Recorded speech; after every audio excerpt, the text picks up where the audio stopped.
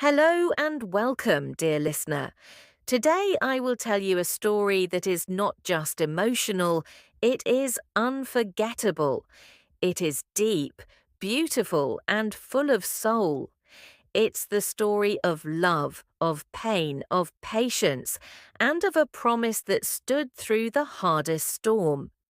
This is not a story that people usually hear. This is a story of one man's heart and one woman's spirit. This is the story of the sick wife. So sit back, listen slowly. Let each word fall gently into your heart. In a small, peaceful town nestled between the hills of Austria, there lived a quiet man named Liam Carter. He wasn't rich. He didn't have a fancy car. He didn't have many friends. But he had one thing that mattered more than anything. He had Elena Grace Carter, his wife. Elena was full of life.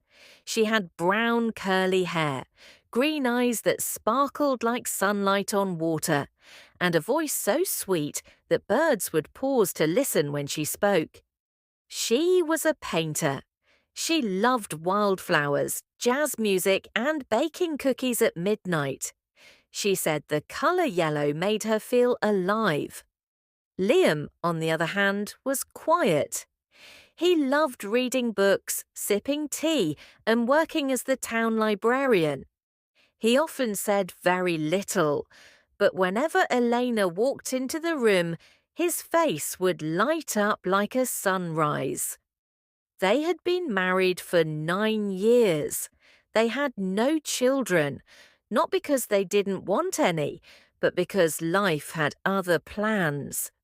Still, they were happy in their little house covered in ivy and filled with warmth. Every morning, Liam would prepare coffee for both of them, and Elena would kiss his forehead. Every night she would read him the stories she painted on canvas with colours instead of words. It was a life not many people noticed, but to them it was perfect. Then came the winter. It began with a cough, nothing loud, just a soft little sound that came and went. Liam didn't worry at first. Eleanor said it was the weather. But the cough didn't stop. Soon she began feeling tired more often. She started forgetting small things. Sometimes she would just stare out of the window and say she felt cold inside, even when the heater was on. Then one night, while dancing slowly to an old jazz tune in their living room, Eleanor suddenly stopped. Her face turned pale. She clutched her chest. Her knees gave way. Liam rushed to catch her. She whispered, I can't breathe. He drove through snow-covered roads to the city hospital. It was the longest drive of his life. They ran many tests. Eleanor stayed in the hospital bed, her smile weaker now. Liam never left her side. He read to her. He fed her soup. He whispered songs into her ear. After 3 days, the doctor came. "Mr. Carter," he said, "your wife has a rare heart disease. It's called restrictive cardiomyopathy. It's genetic, silent, and dangerous." Liam blinked. "Is she going to be okay?" The doctor sighed. "She will need a heart transplant. But the list is long, and time is limited." Liam felt like the ground under him disappeared. He went back to Eleanor's room. She smiled at him, knowing something was wrong. He didn't lie. He sat down beside her and told her everything. She didn't cry.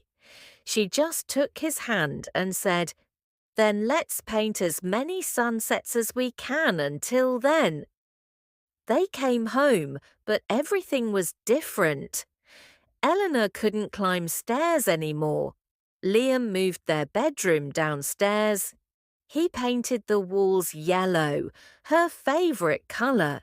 He cooked all her meals, gave her medicines, and wrote poems about her eyes, her laugh, her heart. She couldn't paint like before, so he bought her soft sketch pens and helped hold her hand to draw simple things: birds, stars, hearts. Every morning, Liam called the hospital. "Is there a heart?" he would ask.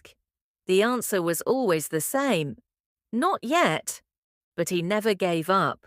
And every evening he would sit beside her, kiss her forehead, and say, "Hold on, my love, just a little more." One day, while searching for a warm blanket in the cupboard, Liam found a box. Inside were 17 handwritten letters. They were from Elena, each sealed, each titled. One said, "Open when you miss me." One said, "Open when you can't sleep." One said, "Open on your birthday." The last one said, "Open when I am gone." Liam couldn't open them. He held them close and cried. She had written these while he was asleep, while he was at work, while he wasn't watching. She was preparing for a goodbye that she never wanted. One early morning, while it was raining softly outside, the phone rang. "Mr. Carter, a heart has arrived. It's a match." Liam dropped the phone. He ran to Elena, lifted her gently and whispered, "You're going to live, Elena. You're going to live." Tears rolled down both their faces. The surgery lasted 8 hours. Liam didn't move from the hospital corridor. He held her scarf in his hands, whispering every poem he ever wrote. Finally, the doctor came out. "She made it. She is alive." Liam wept like a child. Eleanor came home weeks later. Her body was healing. The scar was long, the medicines were many, but she could walk, she could breathe. But something was missing. She didn't laugh like before. She didn't hum to music. She stared at the rain but didn't smile. Liam asked, "What's wrong, love?" She said quietly, "It's not my heart anymore. It's someone else's." Liam hugged her. "But it still beats for me."